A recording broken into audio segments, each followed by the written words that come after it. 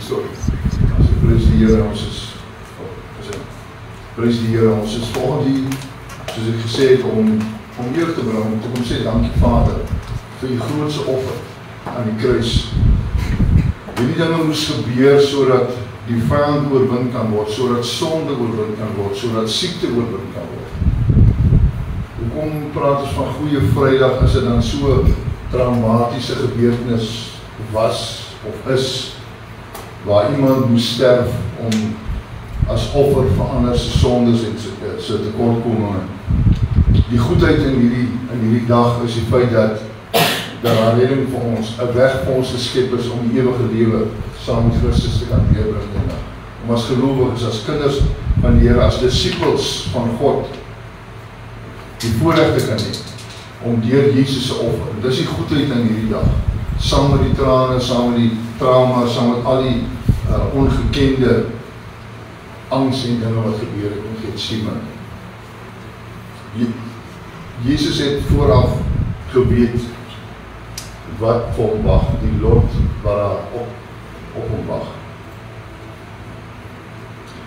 En ek dink God het dit goed gedink dat ons as mens nie weet wat vir ons voorlê vanmiddag, môre, oor 5 minute. Omdat hy geweet het dat ons nie in staat is om daardie angs, daardie vrees, die bekommernis en al die dinge te kan hanteer en te kan dra nie. Ons sou dit nie maak.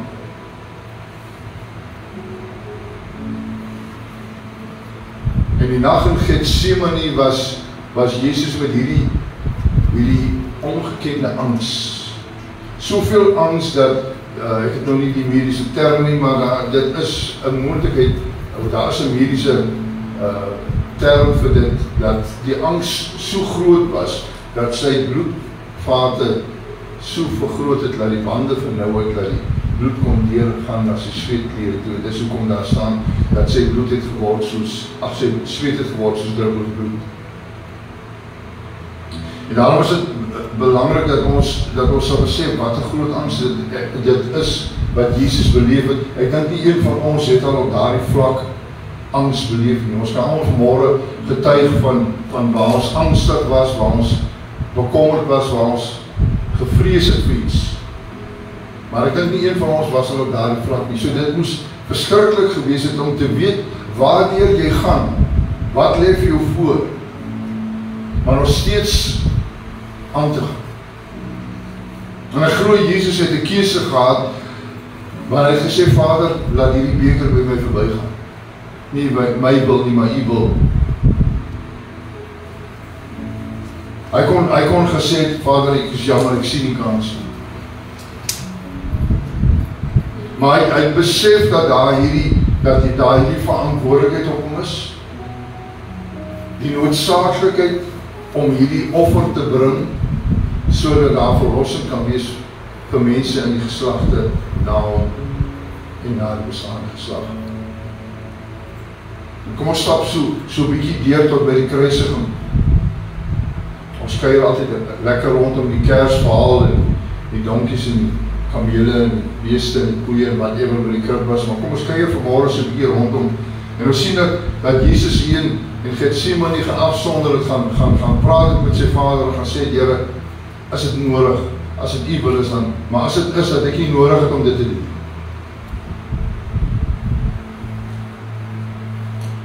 En dan sien ons dat Jesus het gesê het van, Vader, ek wil nie, ek sien nie kans, ek kan nie.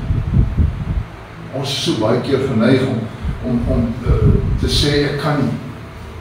Maar eintlik, wat ons sê is, ek wil nie, ek sien nie kans nie, maar dit pas nie in my huidige omstandighede in nie. Veral wanneer dit kom by 'n diens aan die Here, veral wanneer dit kom wanneer ek moet kerk toe gaan, wanneer ek moet betrokke raak om dinge vir die Here te doen, om te laat gebeur, dan wil ek rondom my kyk en ek wil skore hou van wat en wie. Is ek nie besig om te veel te doen en ander is dalk te besig om te min te doen.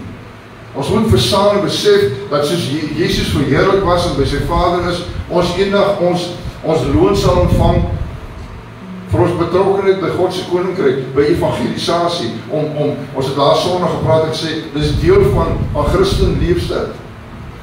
om te bid, om stilte tyd te hou, om te vas, om te evangeliseer, om nie skaam te wees, om nie bang te wees nie, om nie menslike opinies te vrees nie.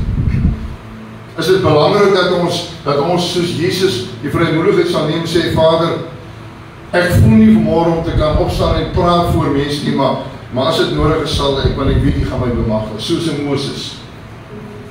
U gaan my deurdra, U gaan dit vir my moontlik maak. Die benoudheid en die beproewing wat Jesus in Getsemane beleef het. Ek dink nie ons self wil dit op onsself neem. Vir 'n oomblik kom ons dink onsself daarin dat ons moet 'n offer bring. Miskien nie sterf nie, maar ons moet sê, Here, ek is bereid om alles te verloor wat ek besit, as ek net kan seker wees dat daar mense tot bekering sal kom. Kom ons praat nie eers van doodgaan nie. Kom ons praat net om ons materiële dinge, om ons lewe op te offer, dit wat ons nou het, ten einde mense tot redding te kan bring. Wie van ons vanmôre is bereid om dit te doen? Dis maar 'n klein prys, jy het nog steeds jou lewe. Jesus het geweet hy gaan syne verloor. Maar hy het so groot liefde gehad vir die skepping, vir die mens, dat ondanks die ongeregtigheid, ondanks die beledigings, ondanks die verwerping, ondanks die ongehoorsaamheid, ondanks die ontrouheid, wat hulle geweet het by die mense vandag nog 2000 jaar later sal uitleef. Ondanks dat het Jesus gesê, ek sal in die kruis gaan hang, want my liefde is groter as my vrees. Vir baie mense is hulle liefde vir God nie groter as hulle materiële behoeftes en hulle vleeslike behoeftes. En akkommodeer hulle God in hulle lewe en hulle lewe nie met God voor. Dit is 'n hartseer saak. Vanoggend staan ons hier om te sê Jesus het gesterf vir my en U sondes en ons is baie keer so onverskillig, so ondankbaar, so onwillig. Ons sit met 'n lys vol verskonings en pity parties, hoekom ek nie kan nie, hoekom ek nie wil nie. Om elke Sondag in die kerk te sit, is nie versekering dat jy hemel toe gaan nie. Maar dit is deel van Christendom. Dit is deel om te kom, om nie net te kom ontvang nie, maar dit is deel daarvan om te kom gee. Dit is nie my plig wat jy voorstaan om net te gee en 'n boodskap te bring en te sê, ok, die ou het nie vanmôre iets gesê wat vir my van toepassing is. Wanneer ons kom na 'n byeenkoms toe, wat kom gee ons? Kom ons met 'n verwagting. Nie net om te ontvang nie, maar kom ons met 'n verwagting om 'n verskil te maak. Mense ervaar die Here in 'n groot mate wanneer hulle na Mighty Men en al die ander byeenkomste toe gaan. Geen probleem met hierdie byeenkomste. My punt is dit, hoekom ontvang mense wanneer hulle in daardie omgewing is? Omdat hulle gaan met 'n verwagting. Hoekom ontvang mense nie wanneer hulle opdaag vir 'n kerkdiens nie? Hoekom raak kerkgang vir mense saai en vervelig en sy wil? Is omdat hulle nie meer kom met 'n verwagting nie. En daarom sal jy niks kry nie. As jy nie 'n verwagting het nie, sal jy nie ontvang nie. Maar as jy kom met 'n verwagting, sal God jou nie teleurstel nie.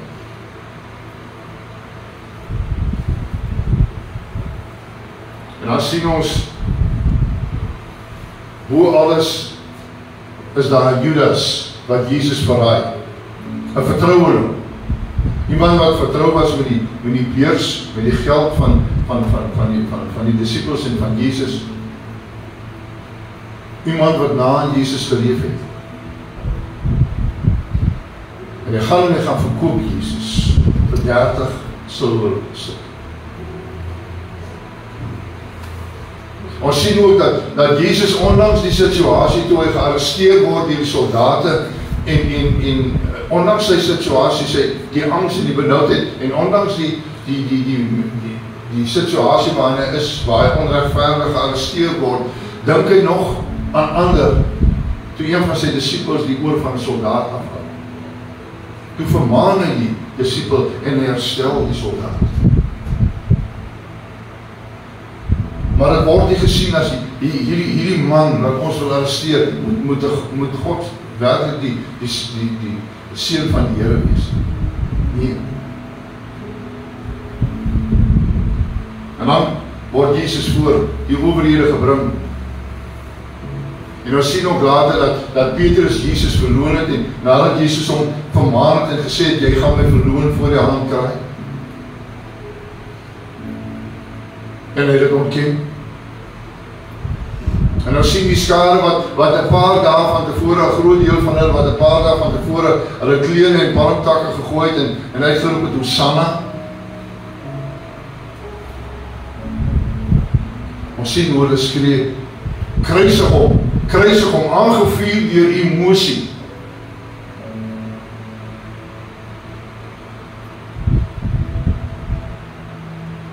Jy weet, in ons lewens word ons gedaag met situasies waar ons ek wil vra, Here, kan U die beker nie maar by my verbygaan nie, maar baie keer moet ons in geloof optree en glo en vertrou dat God ons sal deurdra wanneer ons gekonfronteer word soos Jesus met situasies. Soms beleef ons benoudheid en beproewing, maar dan moet ons vashou aan die Here. Ons moet vashou aan sy beloftes in sy woord. Ons moet vir onsself sê, dit nie vir ander sê nie, ons moet vir onsself sê, ek is meer as 'n oorwinnaar. Ek is 'n koningskind. En soms word ons deur iemand baie na aan ons verraai, verloon. Iemand maak ons seer, iemand 'n vertroueling baie keer. Iemand aan wie ons goeie trou inligting gedeel het, wat omdraai en het gebruik teen ons tot hy op sy eie voordeel. Baie keer word ons liefde vertrap.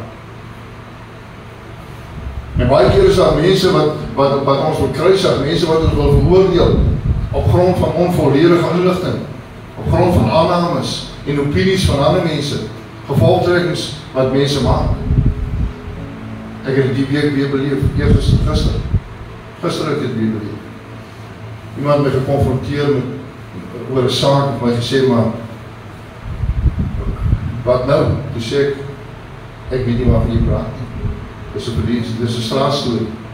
Ek sê, iets anders. Dis 'n straatstorie.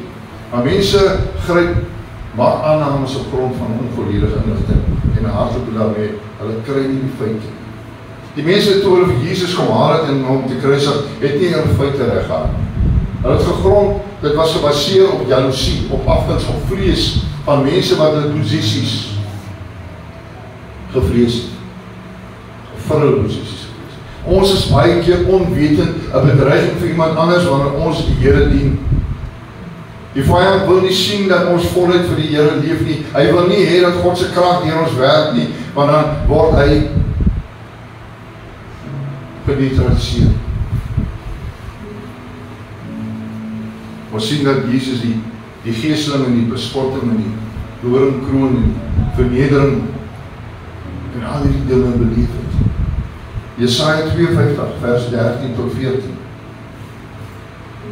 Vers 12 voorspel, kyk my knegt sal voorspoedig wees, hy sal hoog en verhewe, ja baie hoog word. Soos baie oor u verstom het, so misvorm was sy voorkoms geen mens meer. En sy gestalte was nie soos die van 'n mensekind. Nou, mense, ek het in my lewe al persone gesien wat gesterf het as gevolg van aanrandings, as gevolg van ongeluk. Maar ek het nog nooit iemand gesien wat nie as mens herkenbaar is. Nou, ek kan my nie indink hoe verskriklik Jesus moes gelyk het, maar nog geleef het. Kan ons vir een oomblik besef hoe erg dit moes gewees het? Hoe erg dit moes gewees het, maar hy het aangehou ter wille van my en u, ter wille van die mense wat vanoggend besig is om hom te verloon, ter wille van allerlei verskonings as ons hulle gaan konfronteer, ter wille van almal wat vanmôre in 'n diens is, ter wille van almal wat vanmôre dink dis nie nodig, dis nie belangrik, ons is okay. Daar's nog steeds mense in die lewe wat skree kruisiging. Deur hulle optree. Miskien nie in woorde nie, maar deur hulle optree. Daar's nog steeds mense in hierdie oggend en hierdie dag wat Jesus verloon. Wat is skaam is om te sê ek dien die Here. Wat agter 'n toedeur wil Bybel lees. Wat nie bereid is om te evangeliseer. Wat nie dink oor hierdie offer, oor hierdie dag wat ons herdenk. Wat nie die besef, die omvang daarvan. En elke keer wat ek en u stil bly, elke keer wat ek en u ontken,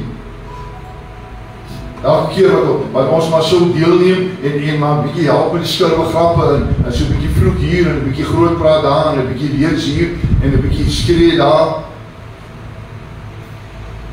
is ons besig om soos Petrus Jesus te verloon. Jesaja 53 vers 3 tot 6. Hy was verag en deur die mense verlaat, 'n man van smarte en bekend met krankheid, ja, soos een vir wie mense gelaat verberg. Hy was verag en ons het hom nie geag nie. Nogtans het hy ons krankhede op hom geneem en ons smarte die het hy gedra. Maar ons het hom gehou vir een wat geplaag is, deur God geslaan en verdruk was. Maar hy is ter wille van ons oortredinge, ter wille van ons ongeregtighede is hy verbrysel. Die straf wat vir ons die vrede aanbring was op hom, en deur sy wonde is daar vir ons genesing gekom. Ons het almal gedwaal soos skape, ons het elkeen sy eie pad geloop, maar die Here het die ongeregtigheid van ons almal op hom laat neerkom. Lees gerus die res van hierdie hoofstuk by die huis. Dis Ou Testament. Dis solang Jesus al geweet het al, dat hy moes sterf. Wat die mense aan hom gaan doen, die verwerping. Wat is my en die reaksie wanneer mense ons verwerp, wanneer mense ons minag, wanneer ons bespotting beleef, when somebody ridicule us? Wat is ons reaksie dan? Ons sien dat Jesus sy eie kruis dra. En Simon van Cyrene word gedwing om hom te help om die kruis te dra. En Simon sê, luister, ek het niks met hierdie man te doen nie, ek sal die kruis afdra, maar ek het niks met hierdie man te doen. Hoeveel keer is daar mense wat in ontkenning leef, wat sê, ja, ek sal 'n bydrae maak tot die koninkryk van God, maar ek sal gou 'n bietjie hier help, maar ek het eintlik niks mee te doen nie. Ek het my eie saak. Golgotha, plek van die hoofskedel. Ek het die voorreg gehad om 2017 in Jerusalem te wees, en ons was daar gewees, by Golgotha. Die skedel is nie meer so lekker herkenbaar nie, want die verwering van die natuur en ook die gasse van die voertuie maak dat die rotse goed verkrummel en misvorm is. Dit was buite die stad, so Golgotha was daar waar mense gekruisig is om vir die wat daar verbyreis te wys. As jy hier so uit Leiden stap, is dit waar jy gaan opbreek. Jy sien, ons sien prentjies en terwille van ordentlikheid word Jesus altyd gekleed met 'n lendekleed, maar ek glo stellig dat Jesus, deel van die vernedering was dat Jesus nagekruisig is. Want hulle het oor sy klere het hulle die lot gegooi, sy boonhond. So dis 'n verdere deel van vernedering om 'n mens naak tentoon te stel, uit te beeld. 'n Bespotting te maak. En terwyl hy aan die kruis hang, hou hierdie bespotting aan, selfs die rowers wat saam met hom daar hang, die neem deel aan. Die een sê, as hy die seun van God is, hoekom haal hy ons nie af hier? En die ander een sê, as u vandag, dink vandag aan my. En Jesus sê vir hom, jy sal vandag saam met my in die koninkryk wees, ag in die paradys wees. sien Jesus te midde van sy smaak, van sy pyn, van sy lyding, dink hy nog nie net aan homself nie. Hy is nie selfsugtig nie. Hy is nie gefokus, ek het so seer, en ek het so pyn, en daar was nie pille nie, daar was nie salf van verband nie. Net die rou vlees, die rou emosie, die rou seer, die bloedverlies wat hom swak gelaat het. As het vir 'n oomblik ding wanneer ons op 'n doring trap, of in 'n drugspyker, met ons kaalvoete, wat is ons reaksie? Kan ons vir 'n oomblik dink, as het seker so met 100 maal, hoe moes het vir Jesus gewees het? Baie erg. As ons baie keer ons kop bestaan, dan bloei dit ewiglik. Daar was 'n doringkroon in sy kop gedruk. Hierdie lang pendorings, hierdie ou bome wat so groei hierna in die Karoo. Kyk 'n bietjie daar. Vat eendag een van die dorings en druk hom so 'n bietjie in jou kop en dan kyk. Ek dink nie ons kan lekker die omvang van Jesus se lyding as mens verstaan. Want ons self het nog nie daai ervaring gehad. Ek dink nie ons sou dit kon oorleef het nie. Ons sou gesterf het voor na die geesing sou ons sou gesterf het. Ja, Jesus was die seun van God, maar hy was ook vleesmens. En hy moes as vleesmens moes hy hierdie oorwinning behaal vir ons wat in die vlees is.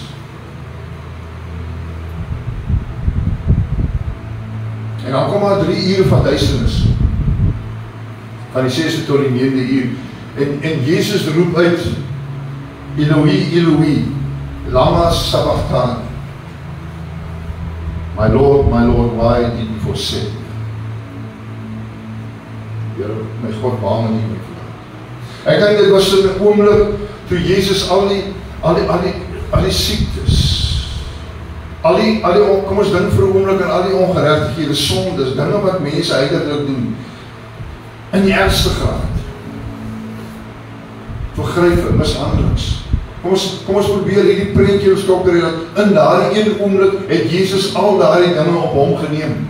Die kankers, die hartsiektes, die you name it. Die verkeerde dinge. Die ergste wat ons kan dink, wat ons nog nie eens weet nie, het Jesus in daardie oomblik, hy was afskuwelik vir God.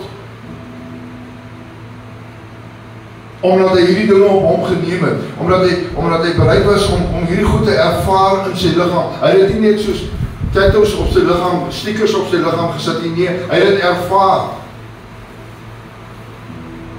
in sy vlees. Ek kan my nie indink hoe dit moes wees. Ek kan my nie indink. En dan sterf Jesus met sy uitroep, dit is volbring. Nee, dit is klaar. Dit is volbring. Jesus het gedoen wat hy gestuur was om te doen, om 'n weg te skep vir my en u as sondaars, om vir ons ongeregtighede, om vir ons siektes, om vir ons 'n plek te maak. Want hy het gesê, ek gaan vir julle 'n plek te berei by my Vader. Ek wil ons vanoggend, en ek wil nie emosionele tirade aanvoer vanmôre nie, maar ek wil ons moet vanmôre werklik gaan sit vir 'n oomblik stil raak vandag en net 'n bietjie gaan dink aan die ergste wat ons gehoor het wat mense doen, die ergste wat ons gehoor het mense oorgekom het siekte en besef hoe erg dit moes wees vir Jesus om vir my te sterf, om vir my 'n kans te gee op die ewige lewe, en ek leef baie keer met soveel ondankbaarheid, met soveel onverskilligheid, met soveel traagmoedeagtigheid, met soveel miskenning. Wanneer ek kwaad raak, wanneer ek verontreg voel, moet ek miskien dink aan toe Jesus aan die kruis gaan. hoe hy gereageer. En moet ek probeer om soortgelyke reaksie te hê. Maar dit is die voorbeeld wat Jesus my nie gegee.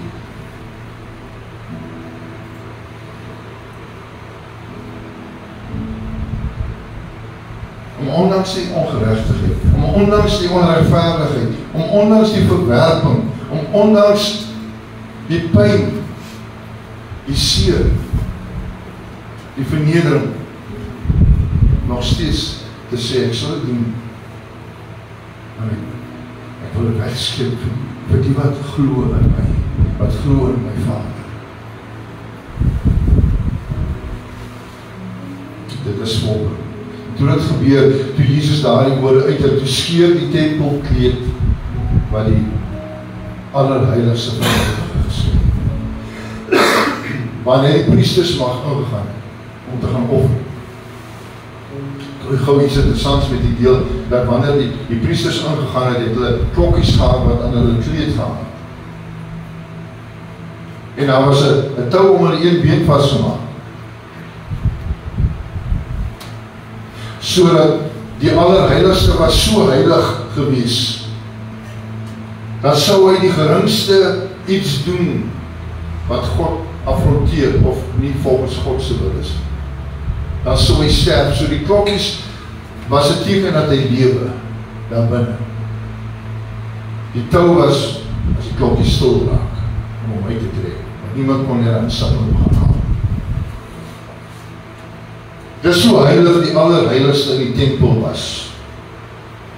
Nie enig iemand kon daar instap en maak soos wil. Mense stap deesdae in 'n kerk en mense stap by 'n byeenkoms in arrogant. Wat is hier vir my om te kry?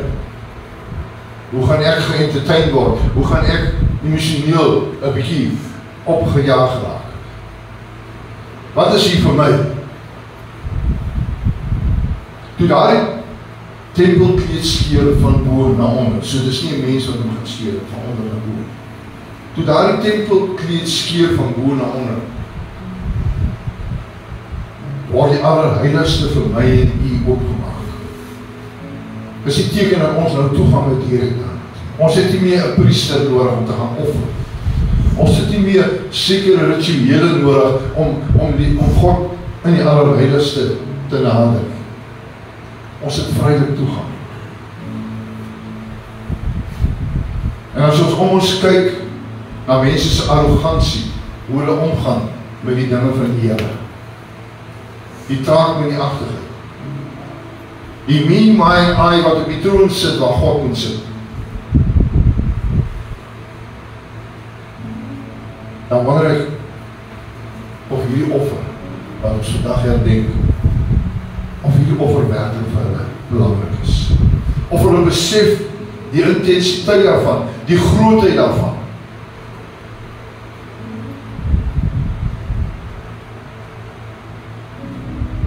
Of is dit maar net, ja, okay, dit is 'n nice storie, dit het gebeur.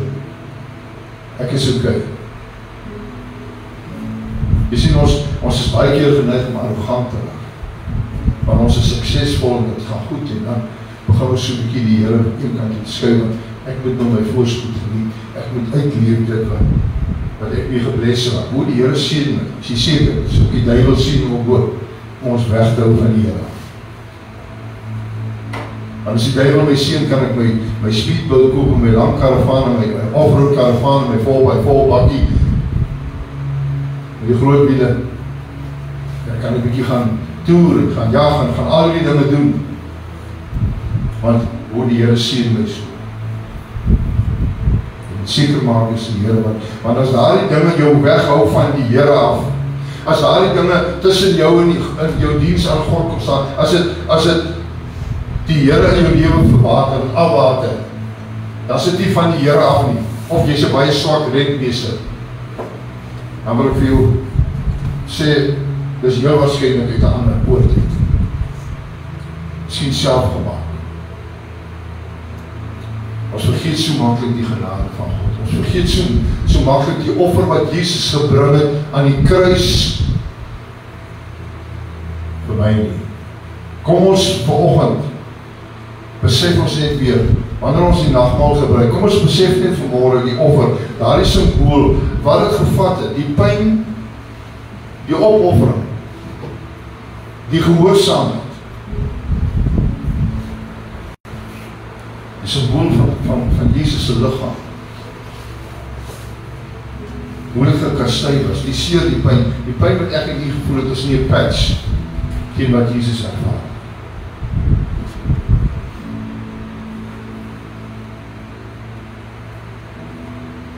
Toe die tempelkleed skeur toe, gaan die grafte oop en daar was 'n aardbewing. Toe gaan die grafte oop en die heiliges, die gelowiges het opgestaan.